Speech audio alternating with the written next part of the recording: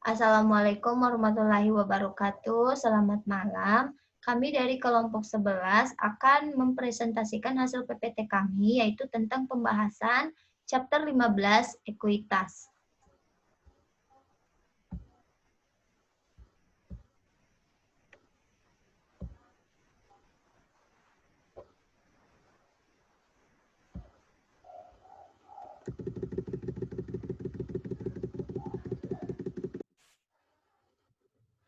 Di sini kami ada 3 orang, yaitu ada Ahmad Yasin 2016 411 2024. Selanjutnya saya Feniwati Baine 2019 123 1043. Dan terakhir ada Selmiati Tandi Bilang dengan NIM 2019 123 1039. Langsung saja kami akan membacakan PPT kami. Untuk chapter 15 yaitu equity. Untuk perhatiin jawab 15 ini ada modal perusahaan, reakuisisi saham, kebijakan dividen, presentasi, dan analisis. Modal perusahaan.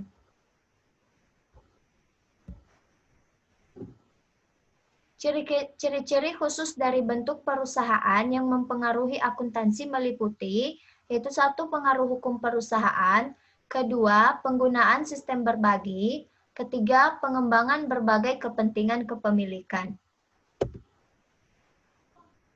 Hukum perusahaan. Siapapun yang ingin mendirikan korporasi umum harus menyerahkan anggaran dasar ke badan pemerintahan yang sesuai untuk negara setempat penggabungan diinginkan. Setelah memenuhi persyaratan, badan pemerintah mengeluarkan piagam perusahaan, dengan demikian mengakui perusahaan sebagai badan hukum. Sistem berbagi. Ekuitas dalam suatu perusahaan umumnya terdiri dari sejumlah besar unit atau saham. Dalam kelas saham tertentu, setiap bagian sama persis dengan setiap bagian lainnya. Jumlah saham yang dimiliki menentukan pemilik masing-masing bunga. Jika sebuah perusahaan memiliki saham biasa yang dibagi menjadi 1.000 saham, orang yang memiliki 500 saham mengontrol setengah dari kepemilikan. Satu pemegang 10 saham memiliki hak 1/100. Setiap saham memiliki hak dan keistimewaan tertentu. Hanya dengan kontrak khusus, perusahaan dapat membatasi hak-hak ini dan hak istimewa pada saat menerbitkan saham. Pemilik harus memeriksa artikel pendirian, saham sertifikat, dan ketentuan hukum yang berlaku untuk memastikan pembatasan atau variasi tersebut dari hak standar dan hak istimewa. Jika tidak ada ketentuan yang membatasi, setiap saham memiliki hak-hak sebagai berikut. Yaitu 1. Untuk berbagi keuntungan dan kerugian secara proporsional. 2. Untuk berbagi secara proporsional dalam manajemen atau hak untuk memilih direktur. 3.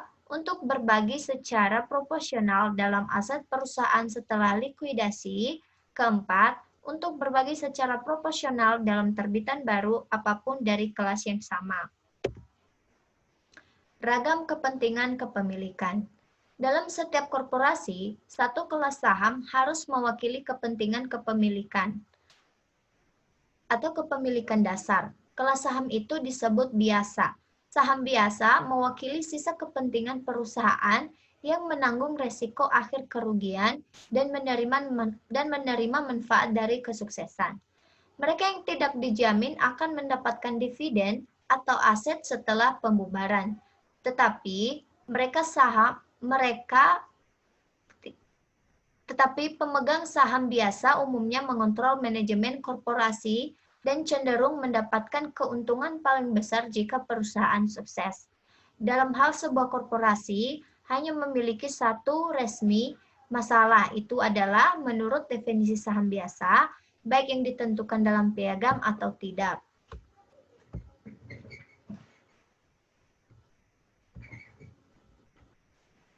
Jenis preferensi yang umum adalah memberikan pemegang saham preferensi klaim sebelumnya atas pendapatan. Korporasi dengan demikian menjamin mereka suatu dividen. Biasanya pada tingkat yang ditentukan, sebelum jumlah berapapun kepada biasa pemegang saham. Sebagai imbalan atas preferensi ini, pemegang saham preferensi dapat mengorbankan hak mereka untuk bersuara manajemen atau hak mereka untuk berbagi keuntungan di luar tarif yang ditetapkan.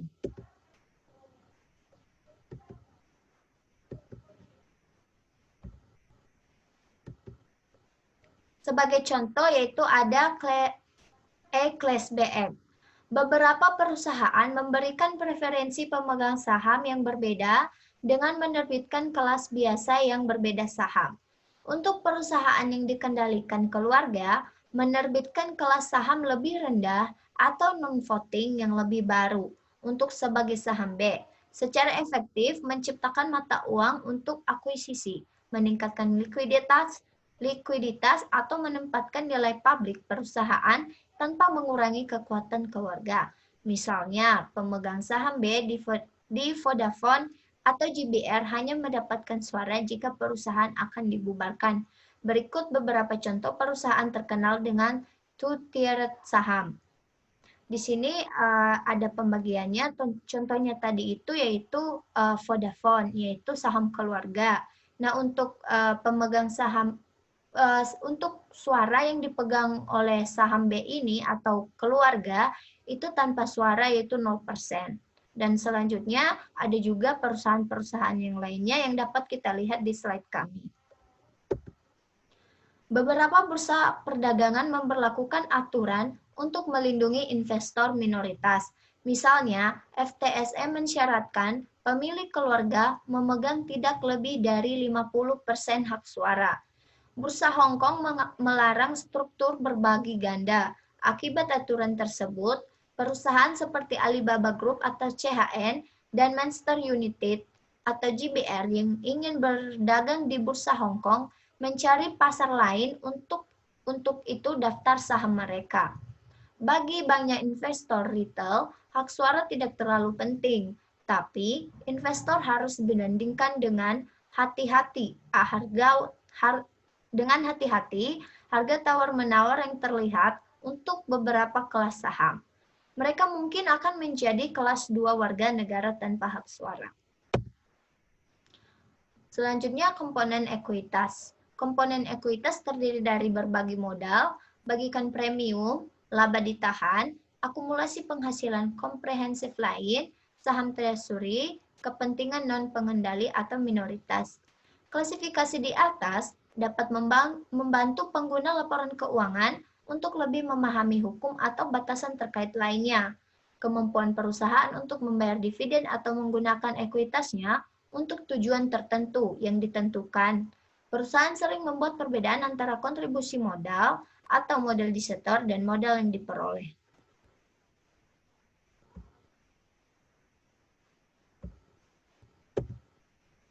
Penerbitan saham.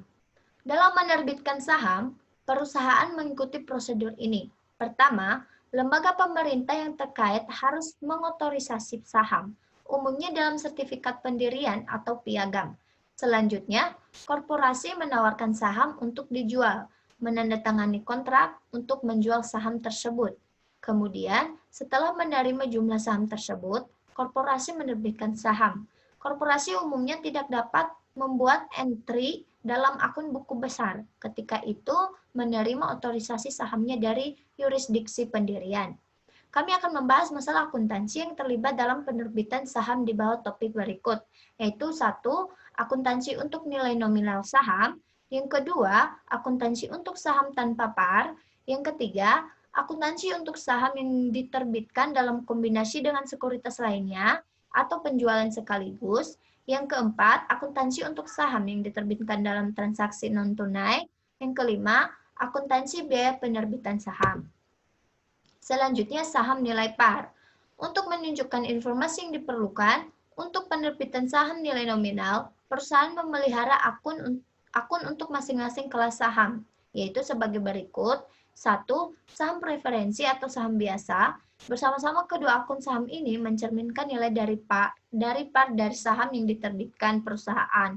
Perusahaan mengkredit akun ini ketika awalnya menerbitkan saham. Yang kedua yaitu bagikan premium atau akun share premium. Ini menunjukkan kelebihan di atas nilai nominal yang dibayarkan oleh pemegang saham sebagai imbalan atas saham yang dikeluarkan kepada mereka. Setelah dibayarkan, kelebihan di atas par menjadi bagian dari premi saham korporasi. Selanjutnya, saham tanpa par.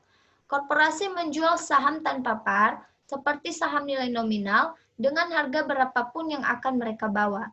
Namun, tidak seperti par nilai saham, perusahaan menerbitkannya tanpa premi atau diskon. Misalnya, Video Electronics AG diatur dengan 10.000 saham biasa, diotorisasi tanpa nilai nominal. Video Electronics hanya membuat entry memorandum untuk otorisasi sejauh tidak ada jumlah yang terlibat. Jika Video Electronics kemudian menerbitkan 500 saham untuk mendapatkan uang tunai di 10 euro per saham, itu membuat entry berikut, yaitu cash pada share capital ordinary 5.000. Selanjutnya, jika menerbitkan 500 saham lagi, seharga 11 euro per saham, Video Electronics membuat entry berikut yaitu cash pada share capital ordinary yaitu 5.500.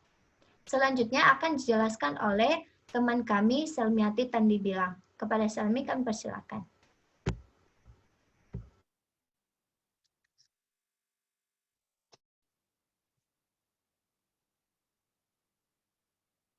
Next slide.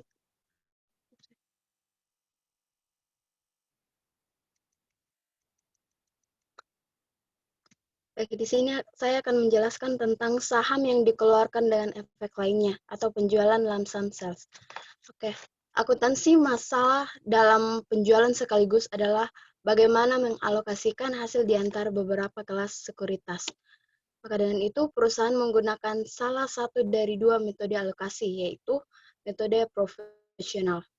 Contohnya yaitu jika nilai wajar atau dasar kuat lainnya untuk menentukan nilai relatif tersedia untuk setiap kelas sekuritas, maka perusahaan mengalokasikan lump sum yang diterima di antara kelas-kelas secara profesional.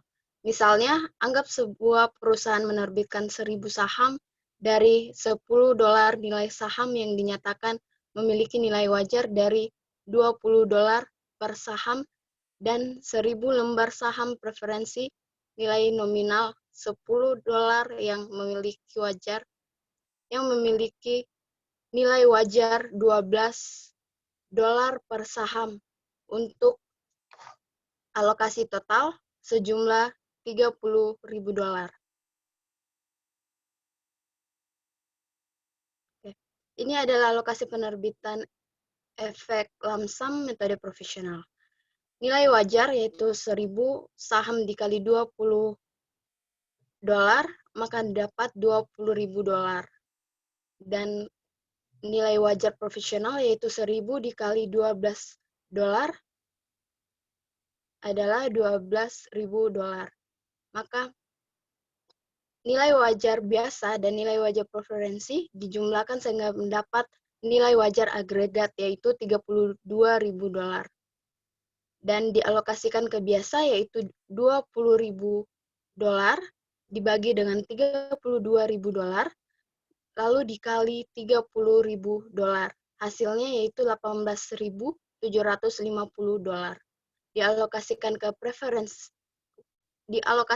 preferensi yaitu $12.000 dibagi $32.000 dikali $12.000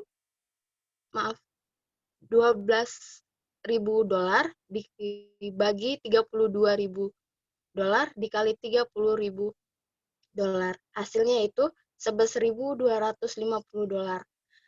$18.750 dijumlahkan dengan $11.250. Hasilnya yaitu $30.000.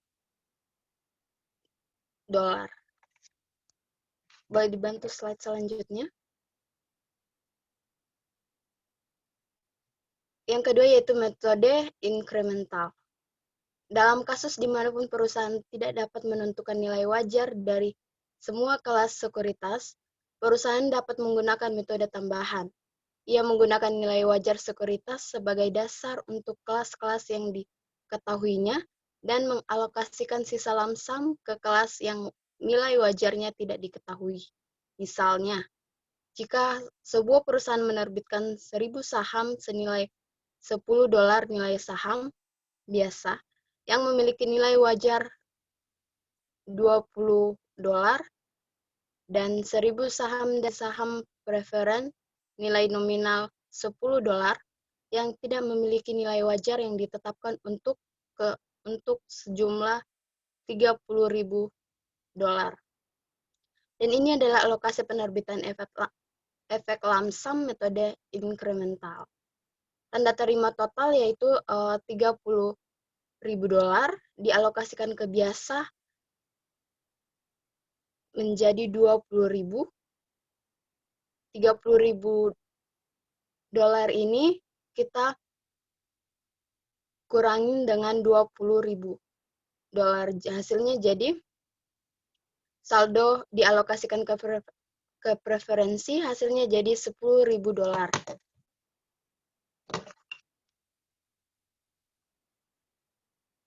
Boleh dibantu slide selanjutnya. Saham yang dikeluarkan dalam transaksi non-tunai akuntansi untuk penerbitan saham. Akuntansi untuk penerbitan saham properti atau jasa melibatkan masalah penilaian. Aturan umum adalah perusahaan harus mencatat saham yang dikeluarkan untuk jasa dan properti selain uang tunai pada nilai wajar barang atau jasa yang diterima, kecuali nilai wajar tersebut tidak dapat diukur dengan andal, gunakan nilai wajar saham yang dikeluarkan. Selanjutnya, biaya penerbitan saham. Ketika perusahaan seperti Wesfarmers menerbitkan saham seperti biaya penjaminan emisi, biaya akuntansi dan hukum, biaya pencetakan, dan biaya pajak, sebagai pengurangan jumlah dibayar masuk oleh karena itu, Wesfarmers menerbitkan biaya penerbitan untuk share premium karena tidak terkait dengan perusahaan operasional. Akibatnya, biaya masalah adalah biaya pendanaan. Dengan demikian, biaya penerbitan harus mengurangi hasil diterima dari penjualan saham. Berikut adalah saham utama. Seperti disebutkan sebelumnya, saham preferen adalah kelas saham khusus yang memiliki preferensi atau fitur yang tidak dimiliki oleh saham biasa. Fitur berikut adalah yang paling sering dikaitkan dengan masalah saham preferensi. Yang pertama yaitu preferensi untuk dividen. Yang kedua, preferensi atas aset pada saat likuidasi. Yang ketiga, dapat dikonversi menjadi saham biasa. Yang keempat, dapat dipanggil atas pilihan korporasi. Dan yang keempat, non-voting. Yang kelima, non-voting. Berikut adalah fitur saham preferensi. Perusahaan dapat melampirkan preferensi atau batasan apapun dalam kombinasi apapun yang diinginkannya pada masalah saham preferensi, selama tidak secara spesifik melanggar undang-undang pendirian negaranya. Saham preferensi kumulatif, saham preferensi yang berpartisipasi, yang ketiga saham preferensi yang dapat dikonversi, yang keempat saham preferensi yang dapat dipanggil, dan yang kelima saham preferensi yang dapat ditukarkan. Slide selanjutnya. Ini adalah akuntansi dan laporan saham preferensi. Akuntansi untuk saham preferen pada saat penerbitan serupa dengan akuntansi untuk saham biasa. Sebuah perusahaan mengalokasikan hasil antara nilai nominal saham preferen dan premi saham.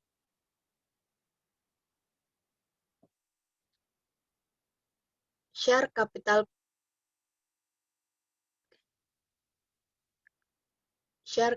preference 100.000,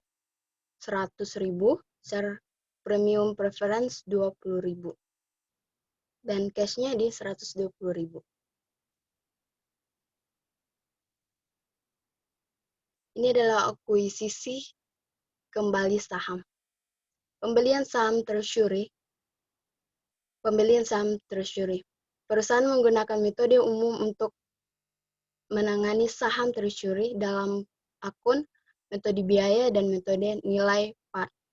Kedua metode tersebut secara umum dapat diterima. Hasil metode biaya dalam mendebit rekening saham treasury untuk biaya perolehan kembali dan masuk melaporkan akun ini sebagai pengurangan ekuitas pada laporan posisi keuangan. Metode nilai par dinyatakan mencatat semua transaksi saham treasury pada nilai par dan laporannya saham treasury sebagai pengurang modal saham saja. Berikut ekuitas tanpa saham treasury. Modal saham biasa, $1 par, 100.000 saham ditempatkan dan dikeluarkan menjadi $100.000. $100.000 ini dapat dari 100.000 saham dikali $1. Selanjutnya share premium ordinary di 900.000. Selanjutnya retained earnings 300.000. $100.000 dijumlahkan dengan $900.000 dan $300. Hasilnya jadi $1.300.000. Slide selanjutnya.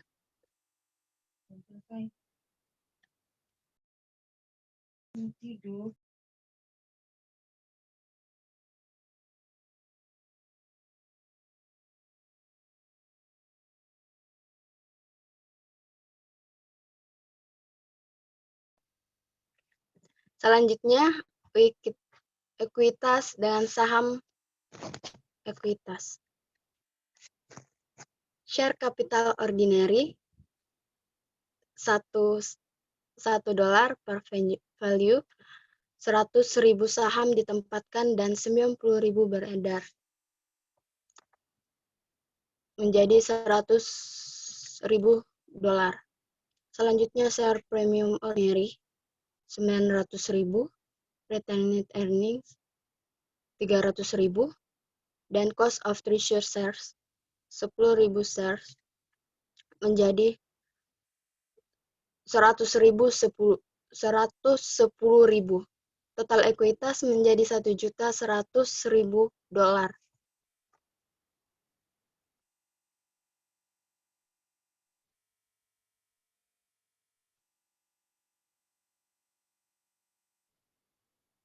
Penjualan saham treasury. Perusahaan biasanya menerbitkan kembali atau menghentikan saham treasury. Saat penjualan saham treasury, akuntansi untuk penjualan tergantung harganya. Jika harga jual saham treasury sama dengan biayanya, maka perusahaan mencatat penjualan saham dengan mendebit kas dan mengkredit saham treasury. Penjualan saham treasury di atas biaya. Ketika harga jual saham treasury melebihi biaya, perusahaan mengkredit selisihnya ke saham premi perbendaharaan. Sebagai ilustrasi, asumsikan bahwa Pacific memperoleh 10.000 saham treasury dengan harga $11 per saham. Ini adalah 11 Maret 2019. Cash 1.000 dikali $15 menjadi 15.000. Treasury shares 10.000 treasury shares 1.000 dikali $11 menjadi 11.000 dan share premium treasury 4.000.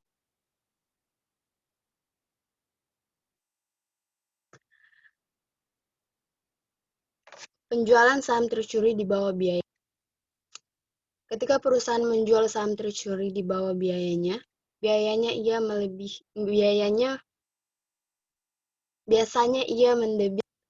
kelebihan biaya atas penjualan harga untuk share premium treasury. Jadi, jika Pacific menjual 1.000 saham treasury tambahan pada 21 Maret, $8 saham, itu mencatat penjualan sebagai berikut. Pada 21 Maret 2019, cash 1.000 dikali $8 menjadi 8.000, share premium treasury 3.000, dan treasury shares 1.000 dikali $11 menjadi 11.000. Selanjutnya, penjualan saham treasury selanjutnya kebiasaan dividen itu dilanjutkan oleh saudara kami, Kak Yasin.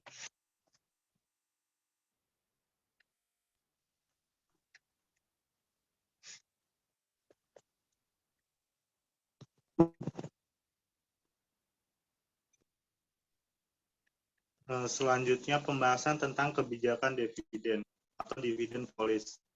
Sangat sedikit perusahaan membayar dividen dalam jumlah yang sama dengan mereka yang secara legal tersedia laba ditahan. Alasan utamanya sebagai berikut. Untuk mempertahankan kesepakatan dengan para kreditor. Yang kedua, untuk memenuhi persyaratan korporasi. Yang ketiga, untuk mempertahankan aset-aset yang sebaliknya akan dibayarkan.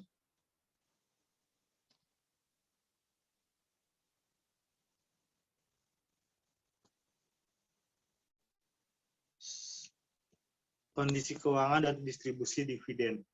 Pengelolaan perusahaan yang efektif tidak hanya menuntut perhatian pada legalitas distribusi dividen. Asumsikan ekstrim situasi sebagaimana diperlihatkan dalam ilustrasi. Laporan posisi keuangan. Plan aset senilai 500.000 euro, share capital 400.000 euro, return earning 100.000 euro. Totalnya 500.000 euro.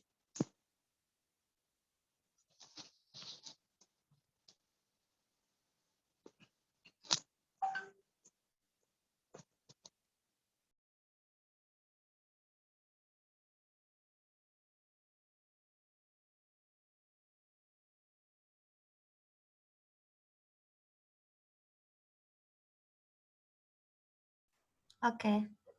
Dari yang ini ya. Oke. Selanjutnya, perusahaan yang digambarkan saldo kredit ditahan, kecuali dibatasi, itu dapat menyatakan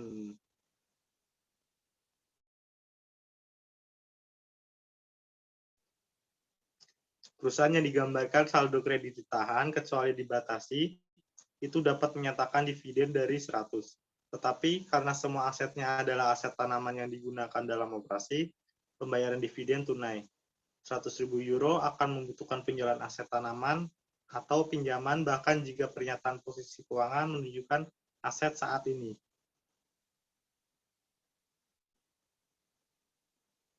Keuntungan uang yang sudah ditetapkan adalah kewajiban, karena pembayaran umumnya diperlukan segera. Biasanya kewajiban saat ini, perusahaan-perusahaan menggunakan catatan berikut untuk mencatat pembayaran dividen secara tunai. Sebagai contoh, perusahaan jalan pada tanggal 10 Juni menyatakan keuntungan tunai 50 per saham. Pada 1,8 juta saham dibayarkan 16 Juli kepada semua pemegang saham pada tanggal 24 Juni.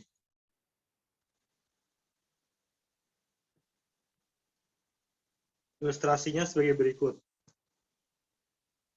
Pada tanggal declaration 10 Juni, return earning, cash dividend declared 900.000, dividen payable 900.000. Pada tanggal pencatatan, yaitu tanggal 24 Juni, no entry. Pada tanggal pembayaran, 16 Juli, jurnalnya dividen payable 900.000, cash 900.000.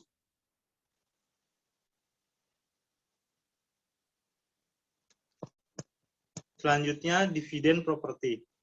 Dividen dalam aset perusahaan selain uang tunai disebut dividen properti atau dalam bentuk bangunan. Pembagiannya adalah barang dagangan, real estate, atau investasi, atau bentuk apapun yang ditunjuk di Dewan Direksi.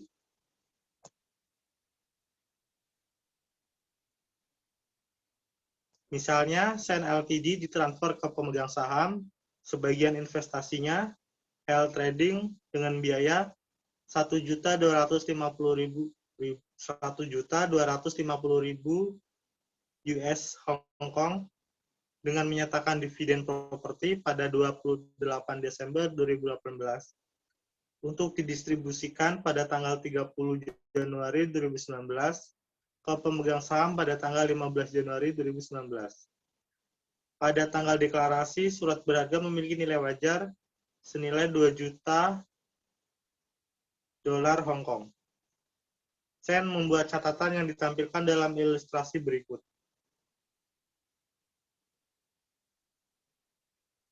Ilustrasi property dividend entry.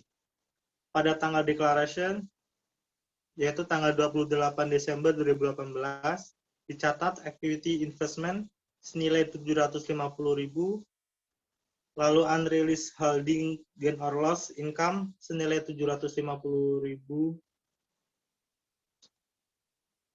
return earning property dividen senilai 2 juta rupiah, 2 juta,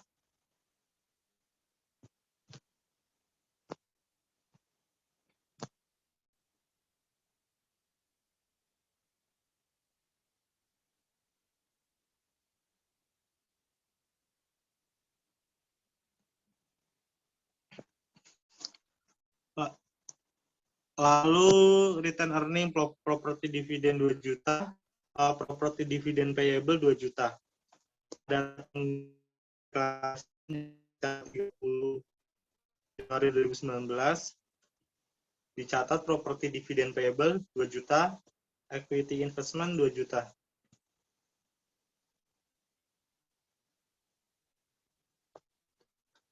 Yang ketiga, melikuidasi dividen. Beberapa perusahaan menggunakan jumlah yang dibayar oleh pemegang saham sebagai dasar untuk dividen. Tanpa pengungkapan yang tepat atas fakta ini, para pemegang saham mungkin keliru percaya bahwa perusahaan telah beroperasi dengan keuntungan.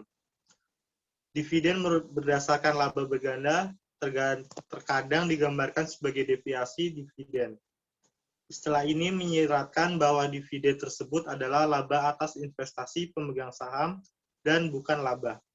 Dengan kata lain, dividen apapun yang tidak didasarkan pada laba dipotong jumlah oleh pemegang saham dan untuk tingkat itu adalah dividen.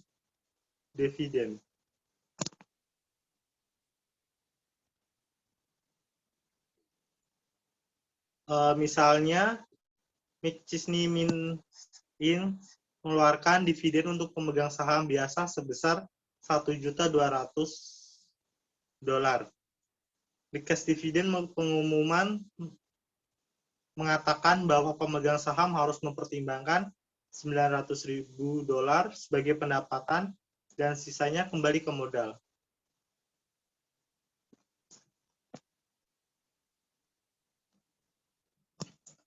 Yang keempat, share dividen. Perusahaan kadang-kadang mengeluarkan dividen saham. Dalam hal ini, perusahaan tidak mendistribusikan aset. Setiap pemegang saham mempertahankan bunga proporsional yang sama di perusahaan dan nilai buku yang sama setelah perusahaan mengeluarkan dividen saham. Tentu saja nilai buku per saham lebih rendah karena setiap pemegang saham memegang lebih banyak saham.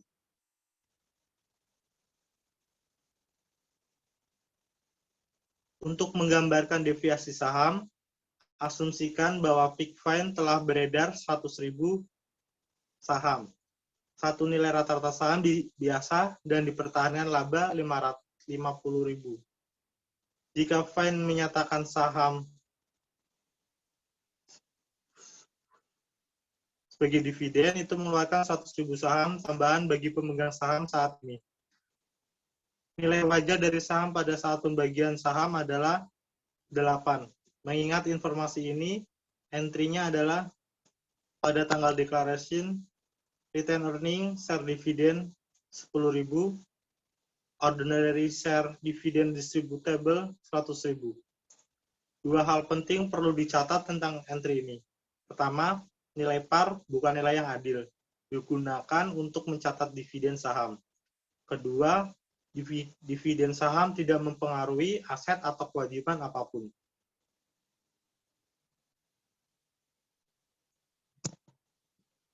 When issuing the shares, the entry is at pada tanggal distribusi. Ordinary share dividend distributable, yaitu senilai 10.000. Lalu share capital ordinary senilai 10.000. Tidak peduli berapa nilai yang adil pada saat pembagian saham, setiap pemegang saham mempertahankan bunga proporsional yang sama dalam perusahaan.